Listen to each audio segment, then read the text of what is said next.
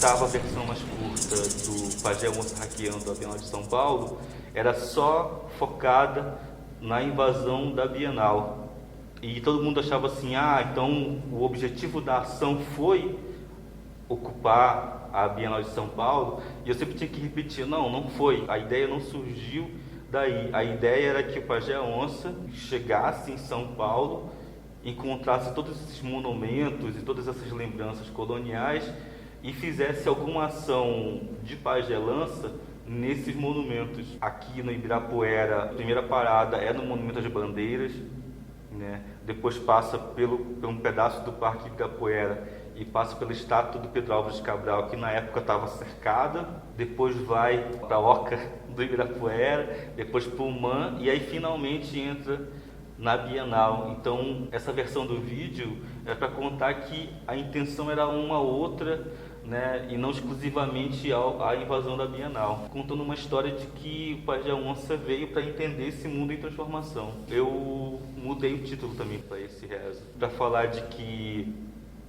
a gente estava se levantando para tomar uma ação diante de uma violência acontecida anteriormente e que a gente precisaria de ajuda de todo mundo para mudar talvez um futuro dessa presença indígena na arte. Mais recentemente eu estive pensando nesse trabalho. Eu tenho considerado ele um trio, uma série de três, que é o Pajé Onça. Na verdade, ele aparece numa aldeia chamada Manga, do povo caripuna, lá na fronteira do Brasil com a França, do Brasil com a Guiana,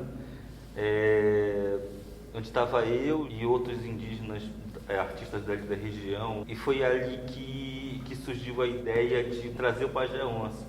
Então o Pajé Onça lá, ele não tem um vídeo, mas ele tem fotos, né, do aparecimento dele naquela aldeia, e daquela aldeia, entendendo o contexto de artistas indígenas que não estavam em São Paulo, que não estavam no Rio, que não estavam no Sudeste, trazer essa mensagem direto de lá. E aí eu considero isso, assim, o começo lá com essas fotos e depois os 2 vídeos aqui em São Paulo. Nesse tempo todo, até 2020, quase que todos os trabalhos são parte do trabalho do Pajé Onça. E eu acho que ele é o autor, assim. Eu só fui o movimento do benzimento para que isso fosse realizado, mas podia ser outra pessoa. Esse duplo se tornou um peso muito grande para a gente carregar por muito mais tempo, porque para mim, pelo menos, o Pajé Onça ele exigia uma energia que me anulava, como até hoje ainda acontece, me anulava completamente da minha possibilidade de construir algum pensamento fora dele, né? Então eu já queria me despedir do Pajé Onça e deixar ele livre para o trânsito dele. Trazer esse trabalho para o MAC USP é como colocá-lo à vista do público e de quem tiver interesse em pesquisar sobre produção de arte indígena, produção de arte contemporânea, produção de arte brasileira, num tempo muito específico do começo de um fenômeno, né? Porque o que a gente vive hoje no Brasil, mas fora do Brasil, é um fenômeno que precisa ser acompanhado, precisa ser registrado e que a gente não sabe ainda qual o impacto disso para a história da arte, né? Do fenômeno ainda hoje chamado de arte indígena contemporânea. O Pajé Onça é um signo do aparecimento desse fenômeno de maneira mais ampla. Naquela época eu não fazia ideia do que era a história da arte. O que eu sabia era muito senso comum e muito de mágoa do não reconhecimento da presença indígena. E aquele trabalho foi feito com muita mágoa e muito também sem pensar no quanto essas águas ainda iriam reverberar para outros lugares. Breve história da arte. Tão breve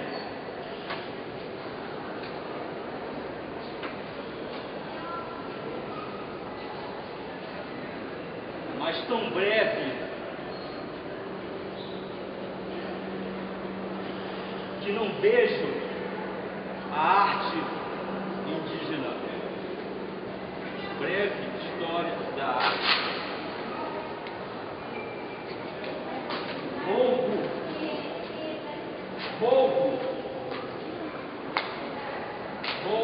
E isso, que era uma mágoa e uma mágoa que explode em violência ali, para mim se torna um objeto de estudo e de pesquisa. Entender como a gente poderia inserir o trabalho de artistas indígenas sem precisar invadir mais nenhum lugar. Que a gente chega num momento hoje em que não só tem uma presença indígena nas instituições de arte, nos acervos, mas também tem todo um pensamento sobre essa produção e sobre essa presença. A ocupação dos espaços, né, e o reconhecimento do artista indígena não é nem o básico do que é possível discutir sobre isso. Eu descubro em outros lugares que o Brasil está muito à frente na discussão sobre esses temas. A gente está de verdade aqui discutindo uma outra história da arte, inclusive com outros termos, a gente está discutindo um outro vocabulário. Uma das coisas que a gente tem conversado com outras pessoas indígenas